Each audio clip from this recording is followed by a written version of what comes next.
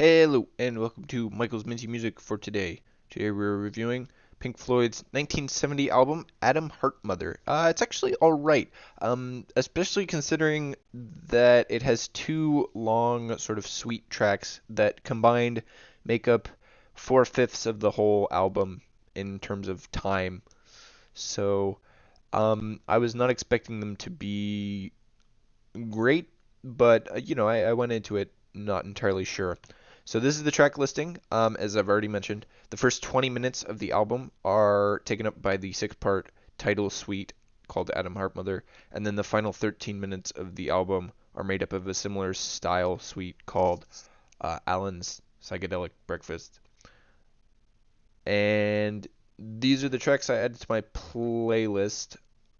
I did choose to add the big title suite, mostly because it's all right overall, but it's got some really good stuff in it. Especially that fourth track, Funky Dung, is really good, and then the final bit, and then the opening's all right as well. The three more traditional style songs that make up sort of the middle of the album really tie the album together quite well because they're all really good, and it provides a nice interlude between the two big instrumental orchestration type stuff. The only track I didn't add was the final track, mostly because I didn't really like some of the more experimental parts of it. I felt that really hurt the track.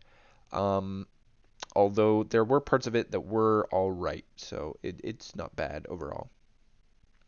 My favorite song here, and maybe my favorite Pink Floyd song so far, got to go with Summer '68, which is really good. I really like that one. They finally sort of tune down the experimental stuff, but not too much, and then combine it with some real good, real nice stuff. So that song is really good. The That song and really the non big tracks here are all reminiscent of some of the songs off More, which are really good, and yeah, definitely a good direction for the band. I rank this album just on the top of the current rankings, just slightly better than More. I think right now we're looking at Piper and Saucerful being sort of in the same, pretty close, with More and Atom Heart Mother being also pretty close, but a clear sort of um, over clearly better than the first two. However, this album doesn't take my top spot from 1970. That goes to the Beatles' Let It Be, which is simply has a lot more good songs on it than Adam Heartmother. Although Adam Heartmother probably would do better against some lesser albums, but I mean the Beatles are just the Beatles. They're gonna knock it out of the park no matter what, and Adam Heartmother really can't compete in that sort of range.